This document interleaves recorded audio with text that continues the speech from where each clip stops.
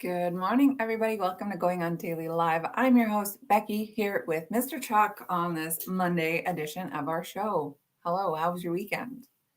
My weekend was awesome. We're kicking off the week with authority right here, ladies and gentlemen. We've overcome adversity already, and I you love would it. not believe some of the things we had to do to get here for you today, but we do it for the love, and hopefully you guys appreciate the love that we give. You appreciate the technical difficulties and us of overcoming them. It actually sounds pretty good now. Turns Sounds out amazing. it's Yes. volume from the back end. Who knew? But We we're have a here. producer. We Big have a time. producer. That's right. We got a good show today. We're talking about news. We are talking about weather. We're talking about mummified babies. Like it's going to be a, I know. I saved the good ones for you, Chuck. I love it. Mummified babies are something I didn't realize I'd be speaking on today, but here we are. We're going to learn something together. Yes. Oh, Lena's here. Yes, we're resilient. We're so resilient, Lena. Okay, so let me start the show. Sometimes I do an on this day in history because I have a calendar that tells me on this day in history. Now, Ron thinks that this is a Canadian calendar, but I disagree because today, on this day in 1868, the 14th Amendment is adopted into the US Constitution, granting citizenship to everyone born or naturalized in the country. So that's a big deal for you Americans. It's a Means pretty absolutely big zero. deal, not going to lie. Means absolutely Glad we zero. have that. But yeah, so on this day, give me that dark stuff, Becky. Yeah, we got the dark stuff today. Lena's here for the doom and gloom. Yeah, we got some sunshine, but you got to offset it with just a little bit of doom and gloom. Yeah, that's right. That is right. Okay, well, why don't you kick off the show here talking about one moment in history? Yeah, so last week I was not here on Monday because I was traveling. Oh, And sometimes when you're sitting in the airport, you get all kinds of crazy thoughts that come through your mind. And one of the things that came through my mind last week was if I could be anywhere else in the world, where would mm, I be?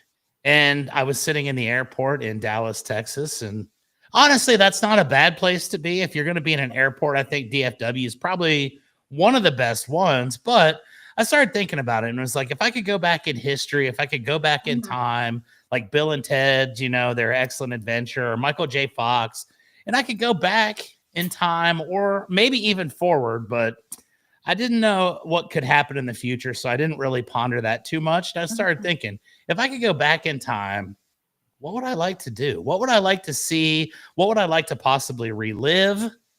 And to be quite honest, I came up with a couple things, and one of them actually just popped up on here. Yeah, mine too. And the first thing that I thought, because I'm not quite old enough, I'm a few years younger than when this happened, but something I think that would be pretty damn cool, pardon my language, but I have to emphasize it like that, is Woodstock.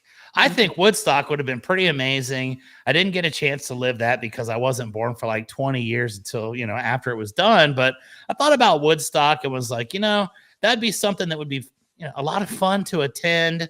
I think a lot of history was made that day. And I wonder if the people that were live in Woodstock, number one, if they had any idea where they were even at that stage, or did they recognize the gravity of the situation and understand the magnitude of the event, the historical, relevance that it would have many, many, many years and decades and centuries down the road.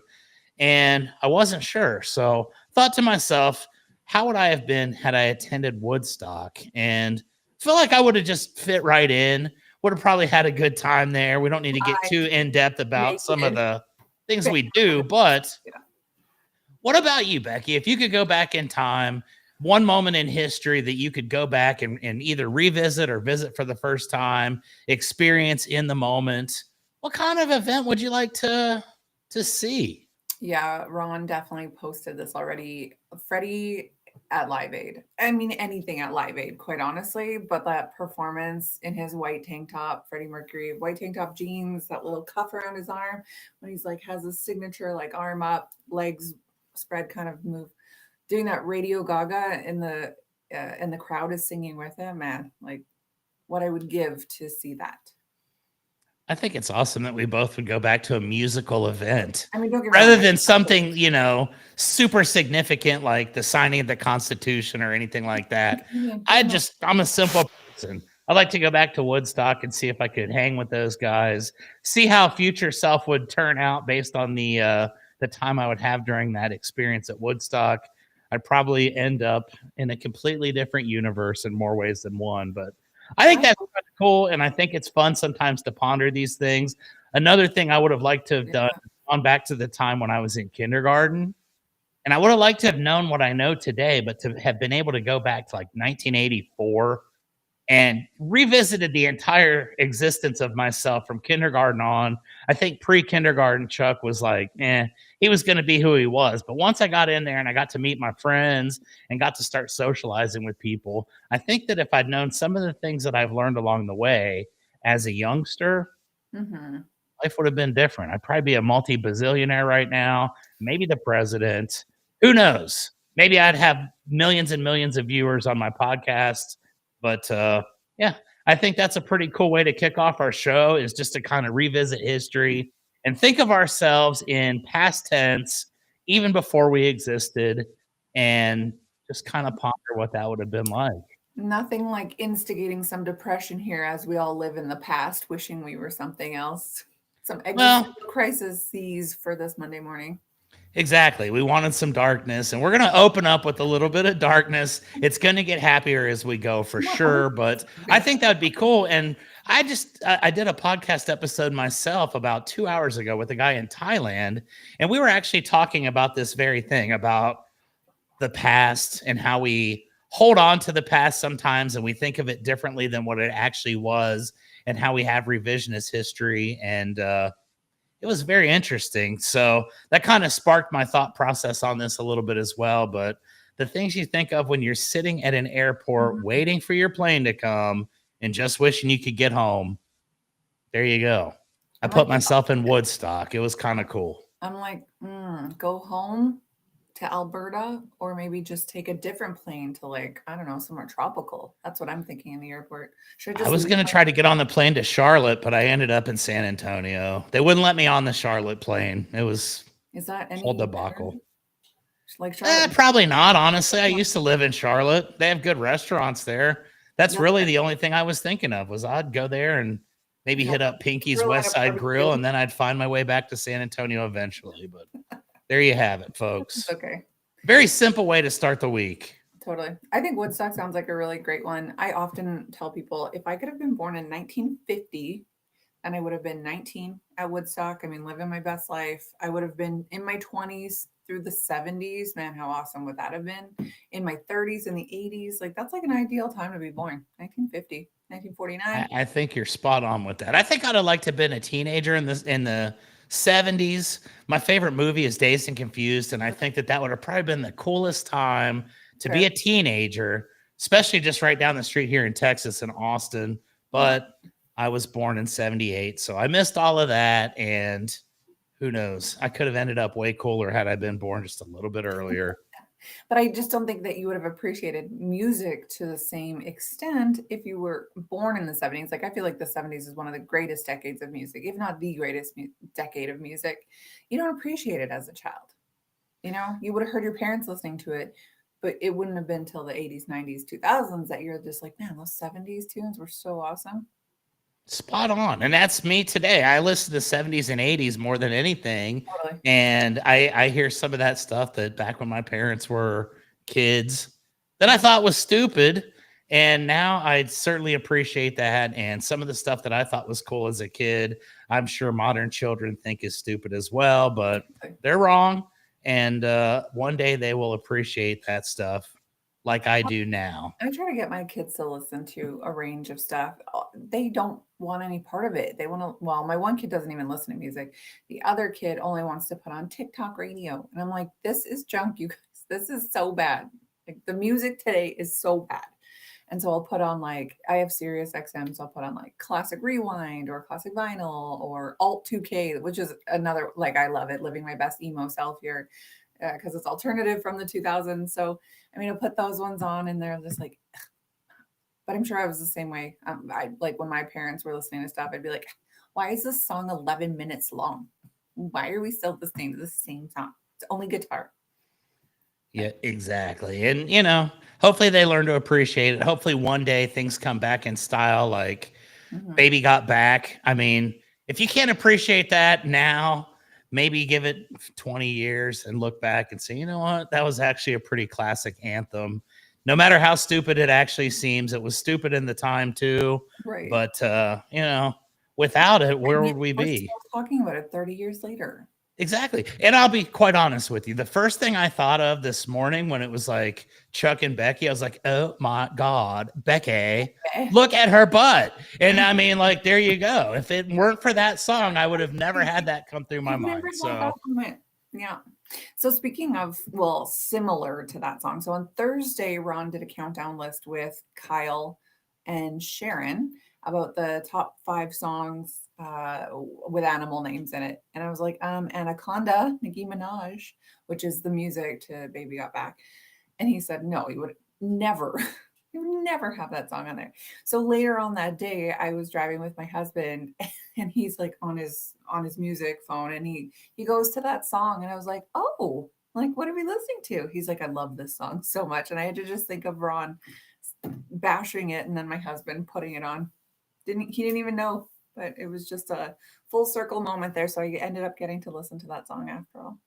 yeah, it was meant to be. And it's not a good song. Like they say, you know, if we all had the same taste, the world would be pretty crappy. So one person can hate, another can love, and we can all still be friends. Exactly. I love it. Okay, well, we are trying to find friends on the show. So the best way to do that is by social media. Okay, so we have a million different social media accounts for you to follow. First off, if you want to watch us live, you can go to, look right under me, Kick, YouTube, Rumble at Rhode Island Broadcasting. And then right under Chuck there, we have Twitch at RI_broadcasting. So you can definitely watch us live almost every single day of the week, minus Fridays, at those places there. Now, if you don't have time between 8 and 9 Mountain Time or 10 and 11 Eastern Time, or what are you on, Central Time?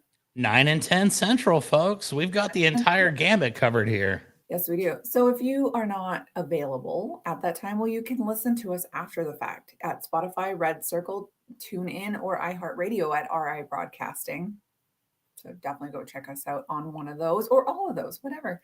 And then right under me, you can see we have so many different social medias: U42, Odyssey, Parlor, Gab, Space Hey, LinkedIn, TikTok, MeWe, Blue Sky. I think that's what that little butterfly is. And then of course on our Patreon at RI Broadcasting, where you can get yourself some merch and support the show. And then I forgot, under you, we got X, Twitter at Broadcasting RI. Finally, oh, this is a mouthful. We have a new Facebook page. It is brand new after Ron's got completely scrubbed and he lost 10,000 followers. So we are starting over from the bottom. It is right under me, going on daily morning show. Follow us there. We are almost ready to post live there.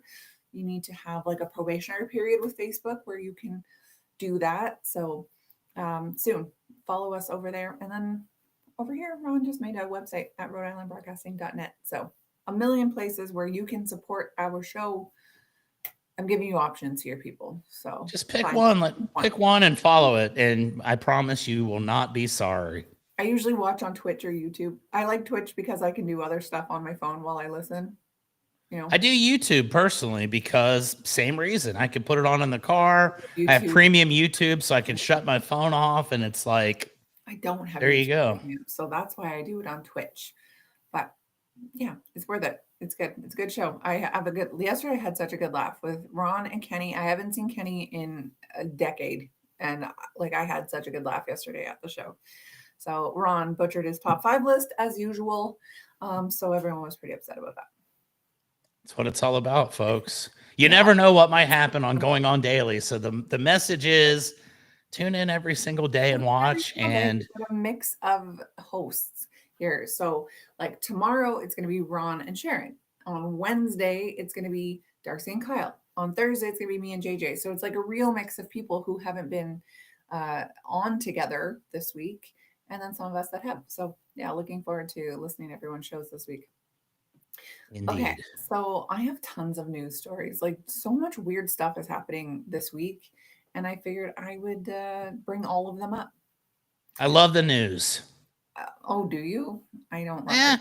I like the news when it's like something that we're discussing on the show. I don't really watch the news on TV, but there Yeah, you go, it's really good Sharon. news. I like it. Okay, so this one's kind of crazy because as you can see behind me, we've got this artwork, this lightning. So for me, I remember growing up and being like so scared that I was going to get hit by lightning. But like as an Legitimate adult, fear. that's never been an actual thing. Like you don't go outside during a storm and like you're fine. A woman in Edmonton. I live just outside of Edmonton. Okay, this is a I'm a suburb of Edmonton. A woman in Edmonton got struck by lightning this week in a crazy storm that we had. Hmm. Yeah.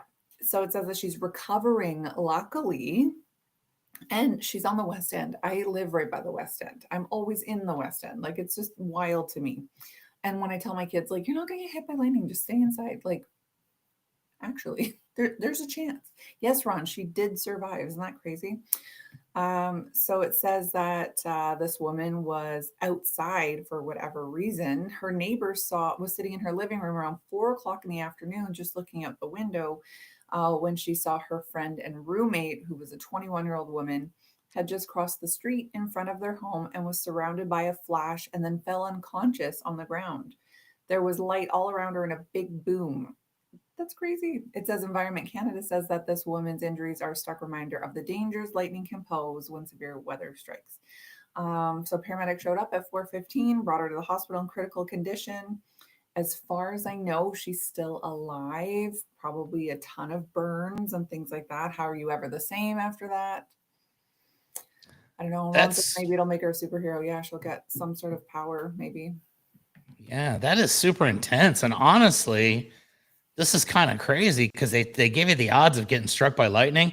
I actually know someone that got struck by lightning as Oh, well.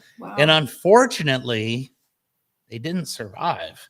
Oh, But I'm a roofer by trade, so we have a lot of instances where people are out there and we're trying to finish something up, and maybe ill-advised we stay out a little bit later than we should when storms come rolling in. But I do know a gentleman from Columbus, Ohio, about 20 years ago, that mhm. got struck by lightning on a roof, Wow. and that made me respect it because I was like you. I always thought, one No, in 50 billion times, that's not me. If that was me, it would be, the exact opposite. But lightning is nothing to mess with, folks. it's nothing to mess Surviving that is extremely fortunate, and with.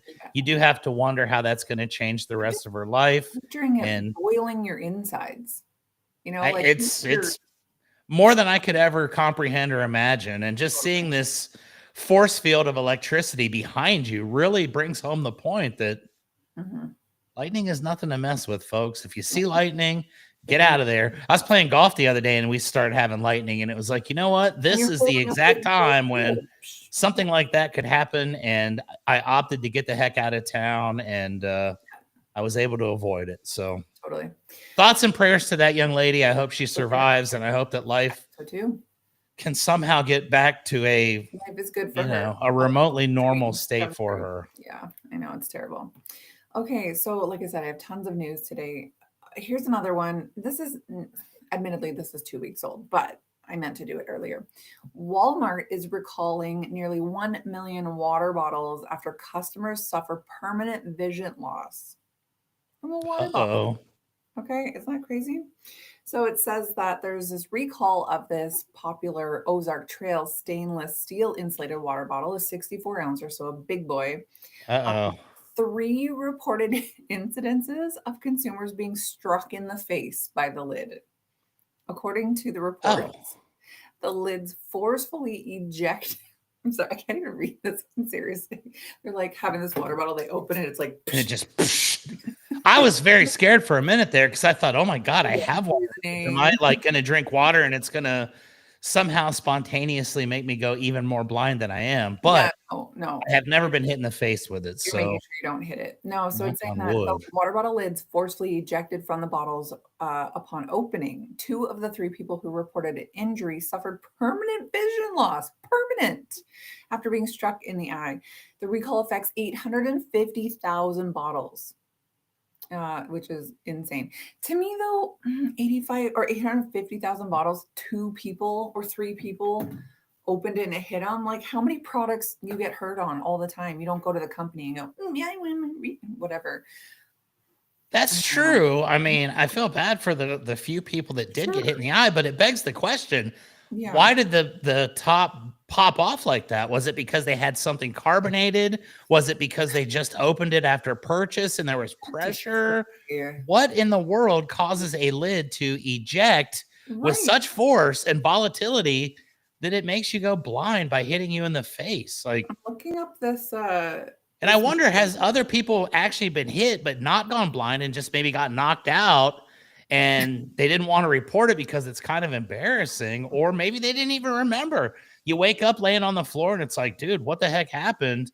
What did I drink out of this Ozark Trail or Ozark Mountain, whatever? Right.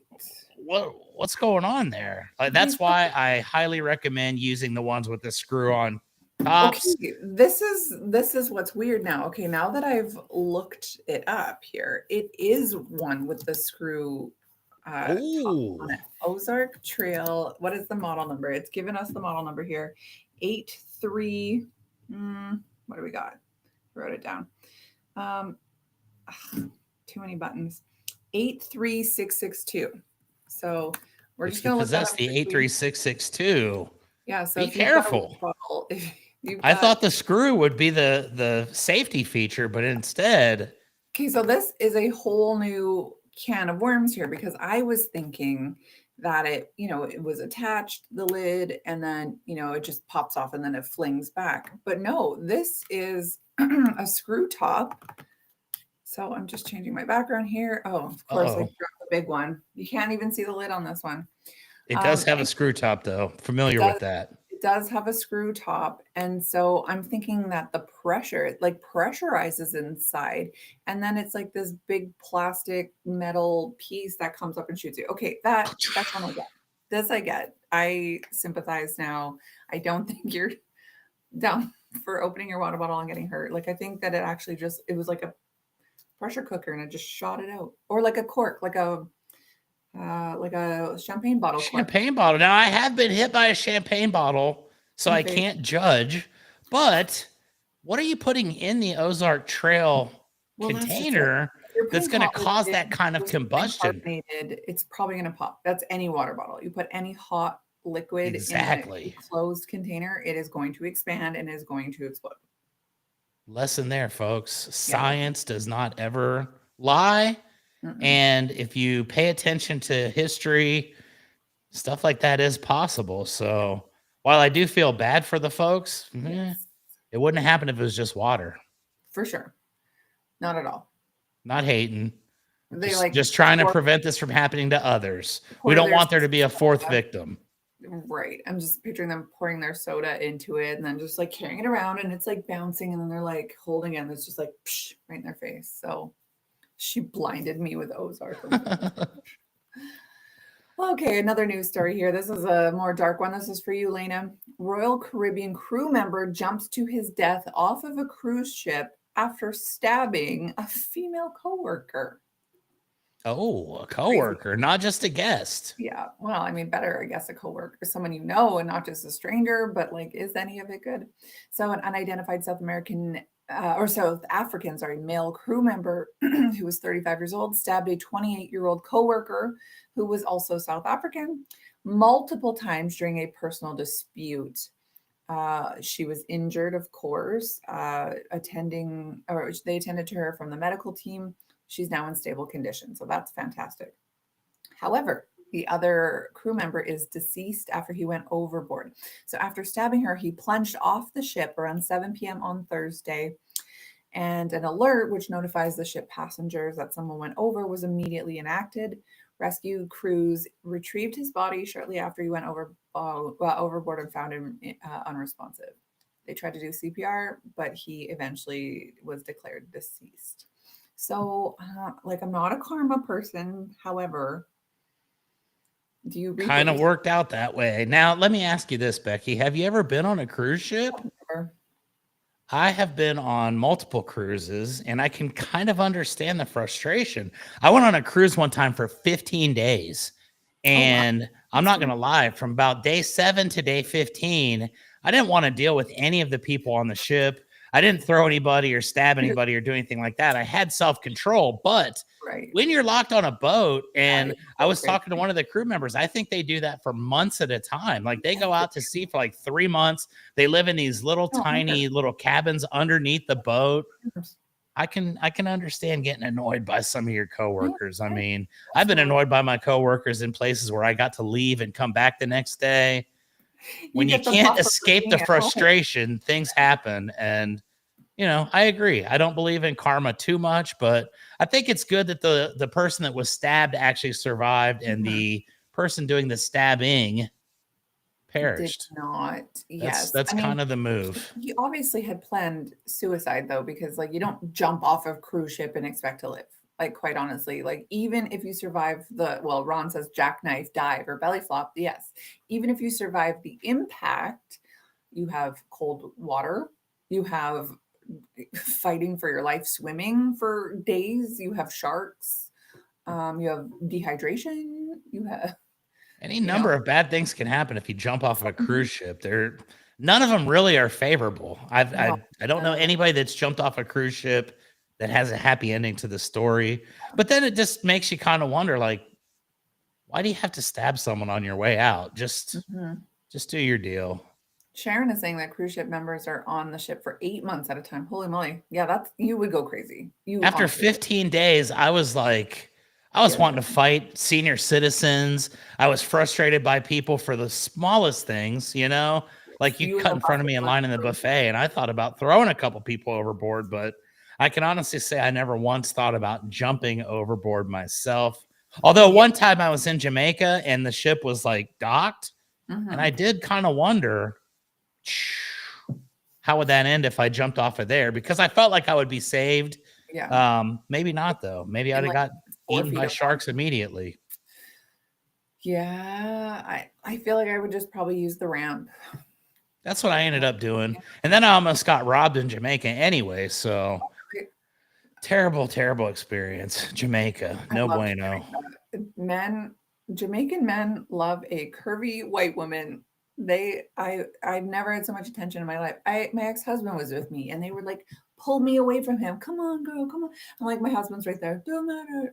Like, oh, I'm like, take it all in, like taking all the attention. Loved it.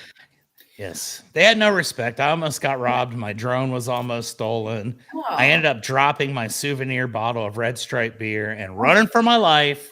Yeah. And thankfully, I'm here today to tell the story. Did you have the 151 rum? Is that what it's called? 151? 151. I didn't have that in Jamaica, though. I have tried that many times in life. That's one of the key ingredients to the world famous flaming Dr. Pepper. Oh, okay. You'll have to tell me about that another time. Okay, here's another one. This is a win for, people like me, crunchy people like me.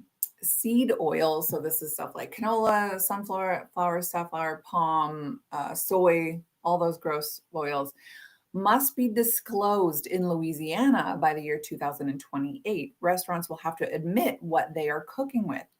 Louisiana is the first state to require seed oil disclosure in restaurants. It's not a ban yet, but it is a real shift. Starting January 1st, 2028. And that gives them a lot of time. That's 2.5 years to get their lives together here. They can still cook with whatever they want until then, and we don't need to know. Oh, well, yeah. In the meantime, they're like, use all the canola oil. It's car part grease. So every restaurant, cafe, and food truck in Louisiana that cooks with industrial seed oils. Now, they say industrial because it is literally meant to grease up car parts. Canola, soy, corn, sunflower, safflower, cottonseed, grapeseed, or rice bran will be required to include a clear statement on menus, websites, and ordering apps. Some menu items may contain or be prepared using seed oils. This is the first time a U.S. state has formally recognized this. I love this. I love it. Not that it's kind of ironic that it's Louisiana. I mean, that's not where I would have expected the first shift. I don't know, Oregon. Not Texas. I can assure you of that. I think we do use Valvoline for the majority of our food cooking purposes here. And it definitely tastes that way in certain places. I was looking yesterday at a Long John Silver's ad from the 70s. And one of the things I mentioned was, I think they probably still have the same grease in the fryer that they had in that picture. And quite frankly, that's what gives it the character. If it weren't for that, I probably would never eat at Long John Silver's because I don't think I'd trust it if it was clean. And if anybody's affiliated with Long John Silver's, please don't sue. I'm just stating a very somewhat biased accurate. opinion. Hey, Long John. Looks like we got us a little bot fan going on over here too. Zero. Let's change that. Only at Nesna. Sharon says, "Oh my God, Chuck, you're too funny. I'm going on a 14-day transatlantic European cruise. That's amazing. In November, you aren't making it sound like fun. I mean, it's a river cruise though, and you're through Europe, and you're going to stop at all those American, European cities and countries, and it's going to be a fantastic time. And you're going to have way cooler people on your cruise ship than I had. I went on a cruise that was." How old was I when I did this? I was about 35, and I was probably the youngest person on the ship by like 20 years. And I almost drowned in Hawaii because I had this whole group of senior citizens chanting my name, wanting me to jump off of a cliff. And I shot my mouth off on the boat and was like, yeah, I'll jump off the cliff. I didn't really want to do it, but I didn't think they would hold me accountable. We got there. They're chanting my name. I had no choice. And I almost died in Maui because I succumbed to the crowd peer pressure. And that was another one of the frustrating causes for me is once I did that, I realized they didn't really care about me. They just wanted to be entertained. And my personal well-being and my health did not matter to those folks. So seniors. It was fun. I was the young whippersnapper of the group, and therefore I had to bring the energy. But Sharron, I promise you will have a good time. But I will say this, the second week when you know you're on your way home, it's nowhere near as fun as the first week when you know you're going somewhere cool because you have no real great expectations. You're going home now, and now it's like, you know what? I've seen enough of you folks. So best wishes, my friend. I made it 15 days, and I think the thing about a European river cruise compared to a tropical ocean cruise is like the tropical ocean cruises are usually a little bit cheaper in comparison. A river cruise is no joke. It is like people who are on there to explore Europe and they have the dollars to back it up.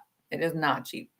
Where absolutely. I feel like a cruise, especially for, some of these like places where you port from, like I'm picturing like Miami or Galveston, Texas, the muddy water capital of the world. Yeah, I just feel like anyone can get on that, like anyone can pay for a few days on not everyone can afford a river cruise is what I'm getting at. Indeed. Ocean cruises are for poor people. Yeah, we lived through a tsunami as well during that cruise. It's the only time in my life I ever got seasick. I can imagine. Quite the experience. And it was Holland America, which is an upscale, like high-end cruise ship. But the elevator was also broken on the ship. And I actually was stuck in the elevator for about 2 hours while they discovered it was broken. So, oh my gosh. Sharron, enjoy your trip. It's got to be better than what mine was. And I still fondly recall some of the memories, but none of them were actually on the boat. That annoyed me. So, have you watched Trainwreck Poop Cruise on Netflix? No. They've got a series called Trainwreck. So we watched one last night, like Bubble Boy. I've watched the Woodstock one. Speaking of that, with Astro World, like all kinds of different things that just like went from bad to worse. They have one called the Poop Cruise. Watch it on Netflix. It is so good. That's what I would have named mine. Yeah. This is like, and someone died on mine like the second day out too. So they have a morgue on the ship. Did you know that? I didn't. No, I didn't at all. Chug sounds like the trip from Hades. And Ron says, don't forget to swim in the river in Paris. No, you do not swim in that river. That is a dirty river. That is a poop river. Exactly. That's what the French people do. That's what they did when the Olympics were coming. They wanted to clean out the rivers. So everyone, like I know a couple girls from France and they told me, they're like, yeah, everyone's making it their mission to go poop in that river because people are like, they're trying to make it so clean, make it look like, how they do with anywhere that they host an Olympics. That makes the water cleaner? No, it makes it dirtier. They were trying to be like, F you to this establishment. Oh, we don't want you coming to visit, so we're all going to crap in the river to prove a point.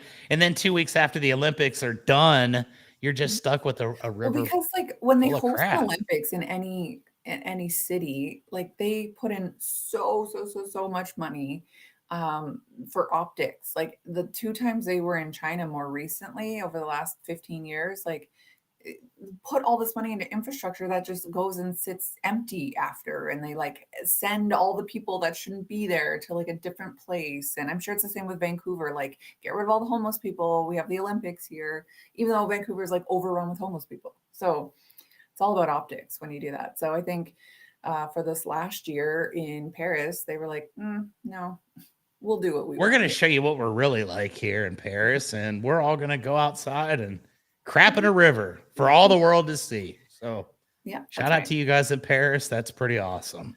Yeah, they're like anti. We do that here in Texas, but nobody ever sees it. It is like punk era, but 2024 when it happened. Okay, the last news story I have for today. This one is so sad. So remember, well, I don't know if you are into this. I love the Food Network. So when Chef Anne Burrell died last month, that was a big one for me. I love her. Loved her. So it says that her tox screen came back from the ME's office. It says that she died by suicide, which is, I don't know. I don't know if it was intentional suicide or what. So it says 5 weeks ago, she was found unconscious and unresponsive in her Brooklyn home. They did the tox screen and they did determine that it was suicide. She had a mix of, now I let's see if I can say these pharmaceutical names. Diphenhydramine, ethanol cetirizine, and amphetamines. So it says 2 of the medication found in her system, the diphenhydramine and the cetirizine, are antihistamines. So, girls got allergies, right? They're used to block the substance in your body that causes allergic reactions. Okay, that makes sense. Now, ethanol, a chemical compound found in alcohol, is obviously alcohol. Obviously, she was probably drinking here. And so excessive alcohol consumption can, of course, lead to alcohol poisoning. Bad things. Don't drink too much, folks. Right. Especially if you're like on medication. And then amphetamine, which is commonly used to treat symptoms of ADHD, should not be taken in combination with alcohol. So while these drugs can be taken individually, they should not be recommended, or it is not recommended that they mix them together. So yeah, I think like calling it suicide is, I don't know, like, yes, kind of self-inflicted because, she was probably like, man, my allergies are so bad. It's the spring or the early summer, like pop some antihistamines, some Benadryls, whatever. Oh, Claritin. Yeah. She's like, hey, let's get wasted because like it's the summer, we're on patio season. I'm a chef, bro. And she's like, oh man, I can't focus. Like, give me my ADHD medication. Like, I don't know. To me, it's like when you hear about like, let's say Michael Jackson's death and like the amount of drugs in his system compared to this, like, I don't know if I would call this suicide. It sounds like it would probably be an accident, unfortunate accident, but there is definitely a lesson to be learned there. And hopefully, people are more mindful of that and they realize mixing all that stuff together doesn't typically end well. And anything with the word ethanol, I mean, my gosh, that's like, I just put some ethanol in my car down at the gas station. Like anything with the word ethanol in it, you're thinking, this is going to gas me up pretty good. So, so like 6 weeks ago, I had a bunch of dental work done. I'm only just now having minimal pain from it, even though tomorrow I have to go back to the dentist and have it all started over from scratch. Long story. Yeah, they messed up. There's a crack in it. So I got to go back tomorrow, start it all over. But I was like living off of Tylenol and me. I am crunchy. Like I said, I'm excited about no seed oils. Okay. So like, I don't take medication unless I have to, I had a mastectomy last year. I only took Tylenol. I didn't even take the painkillers they gave me because I'm like, no, I don't do that. I don't do that. So I was taking Tylenol every day, multiple times a day for like 2 weeks, and it was horrible. And I had to like wean myself off of the, so I can't even imagine like for someone like me who doesn't take it, all of a sudden being like, okay, like I need a Benadryl, I need a amphetamine or Ritalin or whatever from ADHD. And like, let's also have alcohol. So like, I'm always on the drug interaction checker, like WebMD drug interaction checker, and I type in everything to make sure that they are not going to interact. So let's say I have like a neocitrin because I have a cold, but then I'm also like, man, my sinuses, and I take something else. If it says it interacts, I will not take it. But good for you. I've always been experimental when it comes to stuff like that. And it's like, doctor prescribed it, it must be okay. And if one makes the pain go away, just imagine how little pain there will be with 2. And maybe I'm a I'm a marvel the fact that I'm still here, but You're in my younger days, I did some stupid stuff like that, and I Mhm. didn't really think much of it. But hey, we got us another bot. Yeah, cheap viewers on Stream Boo. Okay. We don't have Stream Boo. That's one that we don't do. Stream Boo So is- our We're all viewers getting- aren't cheap either. We're high value. We take river cruises. We Yeah, don't that's have right. cheap We viewers. talk to people in Thailand. Okay. Yeah. Not that Thailand's an expensive place, but okay. Originally from Ireland, so there you go. Hey, that's the dream. Move out. I don't do the boo. Good for you, Ron. I don't know what it is, but it sounds silly. All right, let's switch topics here. I've taken up a half an hour of our time. Modern conveniences. Modern convenience, ladies and gentlemen. This is another deal where my daily life has kind of led me to show topics and things, and I put them in my mind and I think, wow, how would this have changed life in previous generations? Sorry, I just kicked my desk there and got all jittery for a second. But the other day, Friday, I'm doing some work here at my office and doing some stuff on the computer. I've got a program that my roofing company uses that basically does everything for me. Takes my customers, puts them into little categories, puts their proposals for them, and does all kinds of cool stuff, sends them bills. I collected a whole bunch of money without ever leaving the house last week. But that's not what this is about. I start thinking to myself about things from the past. I'm in my 40s. I know I look like I'm in my 20s, but I am in my 40s, folks. And I started thinking because I got a text message from a buddy of mine, and he said, hey, I'm going to buy this new Apple Watch, and I'm going to get this Ultra whatever that has all this cool stuff. And I ended up going and getting myself a new Apple Watch the other day. And the previous Apple Watch I had led me to lose 100 pounds. It was awesome. Yeah. It would like give me these shout outs when I would do stuff. And it would, congratulate me for washing my hands, promoted all kinds of good, healthy habits, right? Well, I broke it about 6 months ago, and I hadn't thought much of it. So I went to get another one the other day. And when I'm there, this guy starts talking to me about, do you want one that has Wi-Fi or cellular or just GPS? And I don't know the difference. I'm kind of from the old school. So I'm like, well, what is this cellular Apple Watch? What does that mean? And he's like, you don't have to take your phone with you anymore. You can literally do everything on your watch that you could do on your phone. You could pay for stuff. You can listen to music. You can make phone calls. You can listen to podcasts, all on your watch.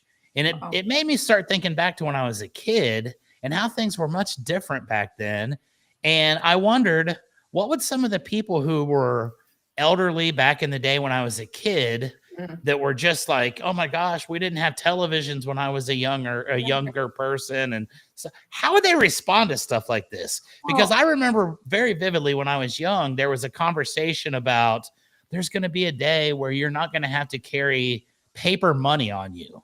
And everybody thought that was crazy back in the day. Like, yeah, right. Come on. What are we going to do?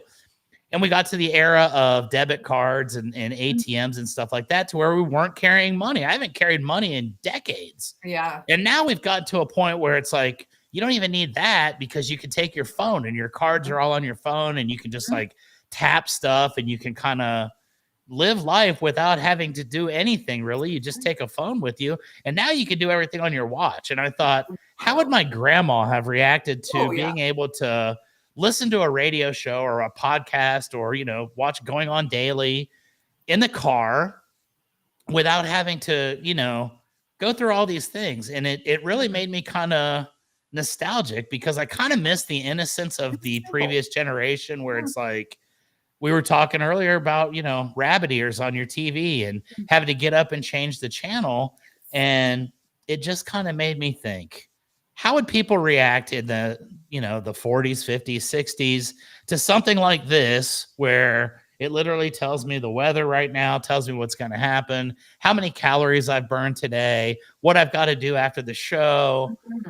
What a change. And then what's it going to look like for us 100 years from now if we could come back and say, man, we were archaic when we had to use our watch to pay for our fuel. There won't even be fuel. Cars will all be run on electricity at that point, probably. But some of those crazy things. And that was just kind of the topic of discussion there. And it was based on just Well, me going and buying an Apple Watch. So, what I do you remember. think, Becky? How would people respond from the Oh, 20s when, and 30s to so stuff that we do someone today? asked me once, would you rather be from now and get time traveled to, let's say, 200 years ago and have to live like them? Do you think that would be easier than someone from 200 years ago being time traveled to today? And my thought was someone from back then would have an easier time transitioning into the modern conveniences compared to us who are used to the modern conveniences to go back to working hard. And she disagreed with me. She thought it'd be easier the opposite way. I think that you adapt very quickly, like for our grandparents or whatever. I think them, being able to reach their loved ones fast, like through FaceTime or whatever. I think that they would appreciate such a thing as opposed to like never seeing their grandkids or never being able to talk to their relatives or I don't know. I think seniors or uh, passed on relatives, if they could come back, I think they would just fit right in. They'd respect what we have. I agree with that. I think it would be easier to come from the past into the future Mhm. because now, if I had to go back to the time of like when I was a kid and we went outside and we rode our bikes around and we did all this cool stuff and cell phones didn't exist Mhm. and we And didn't she's like, have "How things old for, are your kids?" satellite radio in the car. We didn't have the internet. We didn't have any of that stuff. If I had to go back now knowing that that stuff existed at one point, Right, I'd be screwed. Like current me could not live in the 1980s. totally. I'm just picturing my parents, like my mom. Where are my kids? Where? And like, okay, they'll be home. Me now, my kid walked home last night at like 10:15 from her dad's house, which is on the next street over. It's a 30-second walk. And I was like, why did you walk here by yourself? Let me know as soon as you get home. And she's like, check the map or the map app. Yeah, And I you was got like, air no. tags and stuff now, and you I'm know like, where "You're everything's funny." at, but it's like, whoa. Yeah. I think Yeah. about that, and it's like back when I was a kid, we had a lot more fun, I think, because we weren't monitored so Yeah. technologically, and we did crazy stuff. Like I learned how to smoke cigarettes when I was like 7 years old, and I think that if people knew where we were, probably wouldn't have had that joy, Hmm. which probably would have been for the better, but we didn't know at the time. No, So you didn't know. yeah, Sharon says, life I agree is with you. There was a TV show a few years back where they had families live in a certain era. They had people in the show a hard time adjusting without electronics. So true. And Lena says, damn it, I'm working. I'm getting calls. Like, excuse me, people, I'm trying to follow this pod. So true. I know. Like if I'm in my car on Bluetooth and someone calls me and I'm like, how dare you interrupt my Bluetooth it's so the that you can worst. just Someone just text. called me a minute ago on my watch, as a matter of fact, and I looked down and said, I ain't got time for that right now. They're actually finding that like these smart watches are quite bad for you electrically in your body. Sweet. I try to take mine off at night, even though like I want to see how I'm sleeping and stuff. But I try to take it off at night so at least I can uh, separate from that. It's like the same as like blue light, basically, like on your body at all times. So it's like really disrupting circadian rhythm and things like that. I Is what take it. mine off at night as well. I value my sleep, and I feel like I'm sleeping pretty good because I wake up in the morning and I feel like I slept all right. So Oh, that's I don't want anything to ruin that, because if that's one other thing on my mind is I'm not sleeping well, right. I'll probably Stress. never sleep again. So Yeah, no, don't that's need so it. true. So, speaking of like not living with these modern conveniences, my daughter, she's 14 and she's got all kinds of crazy ideas, but she keeps saying, I wish I was Amish, mom. Like, I saw Amish people out wherever, and they wouldn't have been Amish people because the things that they were doing, they were not Amish things. They were more like Mennonite or Mennonite. Hutterite kind of things. Yeah. Um, but she's like, I really want to be Amish. And I'm like, no, no, you don't. I'm like, you wouldn't have a cell phone, you wouldn't have your makeup, you wouldn't have pants. Like you would be working your butt off as an Amish woman. You're 14, almost 15, so you'd be getting married probably fairly soon, pumping out babies pretty quick. My husband was like, "Yeah, enjoy never having like a running shower or plumbing, like pooping in a bucket all the time, having to clean that out yourself." And she's just like looking at us like, "What? What do you mean? That's not what they do?" Yeah, like you don't have a car, like your horse and buggy. Like that's Amish is like very simple living, and yet I not simple. wonder, do the Amish people look at us and say, man, it sucks to be them? Okay, so when I went to Tijuana 2 years ago for cancer treatment, the clinic was full of Amish people because they don't Really? do modern convenience or modern medicine. So these guys, they were allowed to take the train. So they took a train from some were from New York, some were from Ohio, and they took the train all the way to Tijuana. So that is crazy. Left all their family behind, all their kids, no way of contacting them to know if they're okay for the 4 weeks that they're gone or longer because it takes a week to get there. Um, and they came there for cancer treatment that was a lot more natural.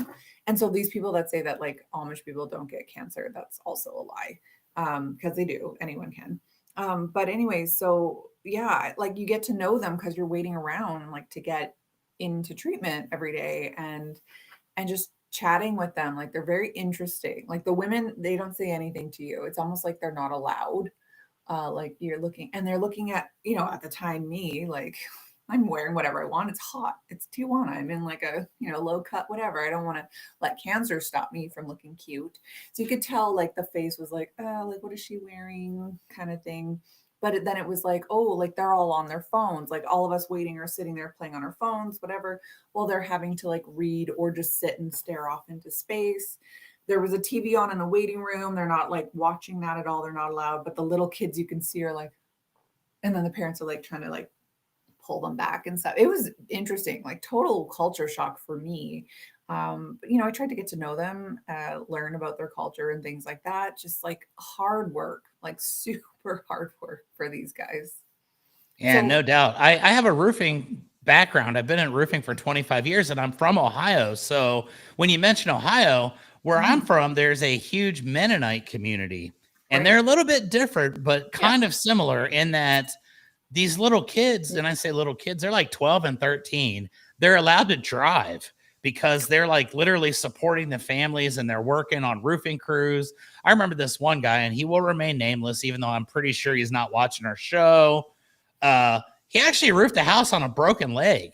Oh my God. And his kids would get in the van and drive all the way to town to get, whatever they needed. They didn't use any kind of air compressors or anything. Everything was like hammers and nails. But I went Wow. to his house one time and I realized then there is a difference between Amish and Mennonite.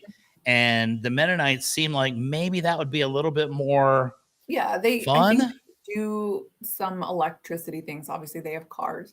Amish don't. What the guy told me is that if it can be powered by, like he said he had a washing machine, and I was like, "What you do?" And he's like, "Yeah, it's run by propane, so he can do that." They like built it, and then it runs off propane, but like electrical, no. Propane.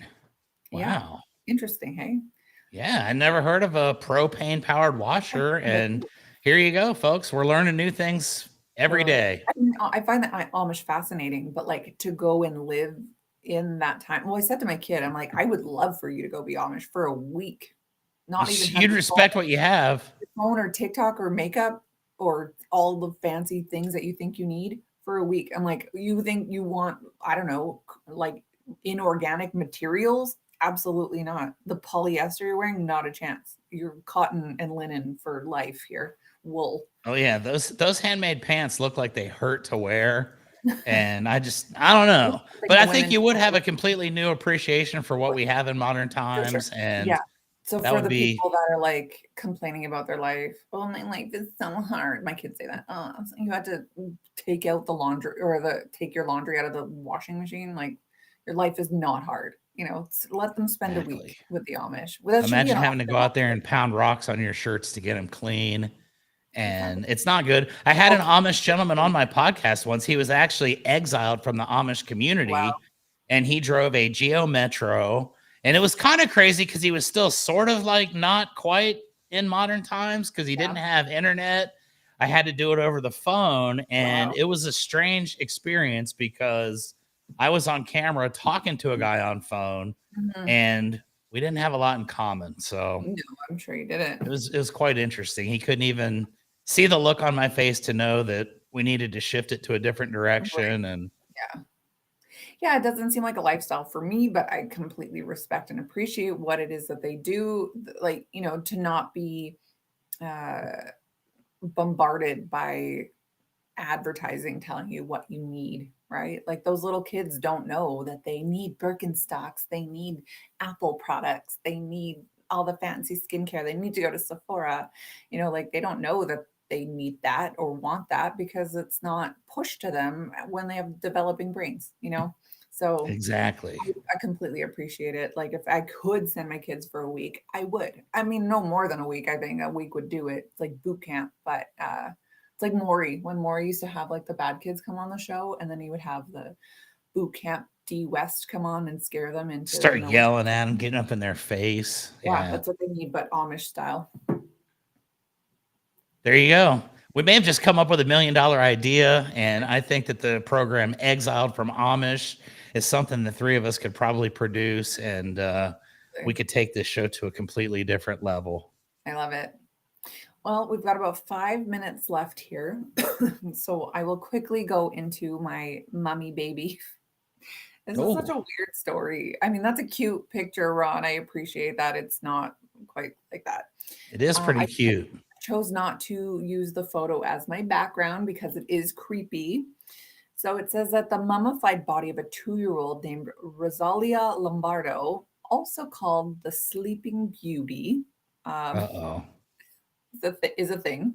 She died of pneumonia in 1920, and her father had her embalmed. I can't even imagine thinking like as the parent, like, yeah, you know what? I want this baby to be a mummy. I want to see her for the rest of my life. So in 2009, National Geographic had a documentary where they found that her eyelids were moving.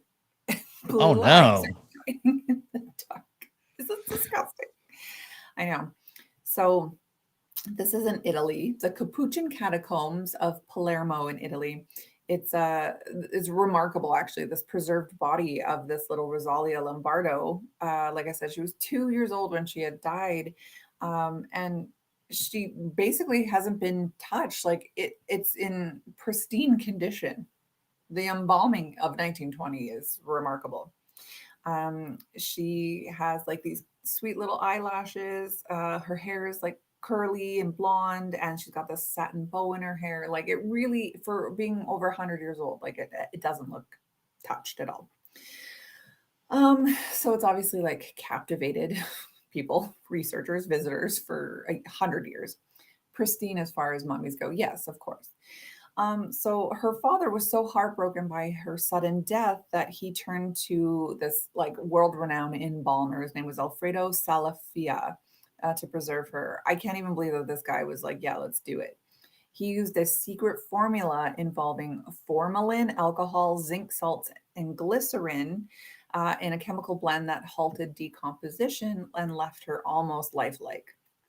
So for decades, she's laid in this glass top coffin, uh, but in 2009, she became the center of this like chilling mystery. So this National Geographic documentary that I was telling you about does a time lapse footage of her body showing that her eyelids are slowly opening and closing throughout the day. Now, I don't know Oh, if National Geographic is corrupt. I feel like they're on a quest for the truth, but maybe not. I don't know. Maybe it's like a big scam. Maybe they've always been a big scam. I don't know. But what would be like the the motivation? yeah, like why? The effect was very subtle but unmistakable. And at one moment, her eyes were barely slits like this. And then in another, her hauntingly blue eyes were staring back at you. The internet obviously was like freaking out, of course. Was she waking up? Was it a miracle? Is it a ghost? Is it possessed? Is it a demon? Like, what is this? So apparently, the truth is not supernatural. Now, this is what I feel like National Geographic and mainstream does. They take something supernatural that could actually be happening and then they dumb it down for us normies so that we don't freak out or we don't know about an existence of everything, right? It says that experts confirmed that her eyelids were never fully closed during embalming. So, combined with the shifts in light, temperature, and humidity in the catacombs, the shadows around her face changed throughout the day, creating the illusion of movement. Hmm. I don't know. When the lights hit just right, her glassy blue eyes are visible, obviously. But despite the scientific explanation, the effect remains deeply unsettling and unforgettable. I agree that this seems bizarre because there is a picture of her where it looks like her eyes are closed. You cannot tell that they are blue at all. So if all of a sudden they were open and I could see bright blue eyes, I would lose my mind. I'm not buying the shadow explanation. Yeah, no. Like, is there a lot of shadows in the catacombs? Like a lot of movement in there? I don't know. So today she's housed in a humidity controlled case to ensure her preservation. Visitors still claim that there's something unshakably lifelike about her. She doesn't look gone, she looks like she's waiting. Yuck. And fun fact, the embalmer Alfredo Salafia, his embalming formula was lost for decades until it was discovered in handwritten notes in 2007. It remains one of the most effective preservation techniques ever recorded. So, I mean, you can Google this. Again, her name was Rosalia Lombardo. I mean, it's not creepy. It looks like a porcelain doll in a little box, but when you know what it is, it's actually like terrifying. And the fact that her eyes open and close, people, this is gross. Don't like it. It's like one of those dolls. You move them around, their eyes open and close. Yeah, like I don't when know. they Can't imagine doing that to my kid, but I also kind of respect the commitment to your child there, right? I mean, I don't know. The constant reminder. Lena says this satiates my morbid curiosity, and the story I want to check out, but got sidetracked. So this is a win-win. Good. Um, so speaking of creepy dolls, like you know that Annabelle doll yes. movie was after the Annabelle doll. Well, its handler, he just randomly died on tour with her. That should have been another news topic of mine. So I think it was last week or the week before. No, last week. He's on tour with this doll. Why on earth you would go on tour with it? But I guess people are freaks. Uh, People like Lana are showing up to go see the Annabelle doll. He just randomly died on tour with it. So I'd have to look more into it. I don't know why, if there was a cause of death or what, but like you play with fire. Yeah, Annabelle killed a dude. Yeah, totally. She's like, I don't want to go on tour. Boom, dead. I don't know. Whatever crosses your mind in that moment, more power to you. Like But yes, I can't imagine, number one, going on tour. Number two, buying tickets for that tour to see what was being, what the attraction was. Yeah. Sometimes you just stay away from that stuff and you're better off. Mm-hmm. Yeah, exactly. Ron's making fun of me yesterday. Him and Kenny were saying I was like the water boy because I can't remember what I had said, but they were like, "What are you, the water boy?" Your mom's like, "That's the devil. You can't play with that." Okay, I had a friend who did go when it was back at the Conjuring House, which is in my state. Absolutely not. Never in a million years would I go I'll to that. pass. Yeah, pass. I don't like being demon possessed. Thank you. Okay, well, that's it for our show today. No, she didn't touch it. I'm glad she didn't touch it. Good. But yeah, that's our show today. We're a little bit over time, but that's okay. That's what we do over here. Make sure you check out, all of our shows, all of our socials. You can check out Keeping It Rio. Here you can see behind Chuck and my show, Two Girls Without Cancer. Although there is a change coming here, I will announce more as I know. Ron and I are going to chat after the show.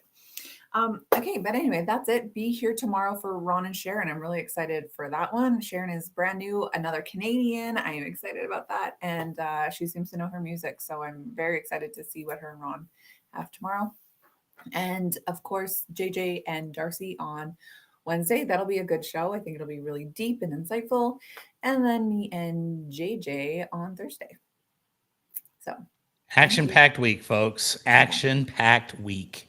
Yes. Thank you, everybody. You have a wonderful week. See you tomorrow.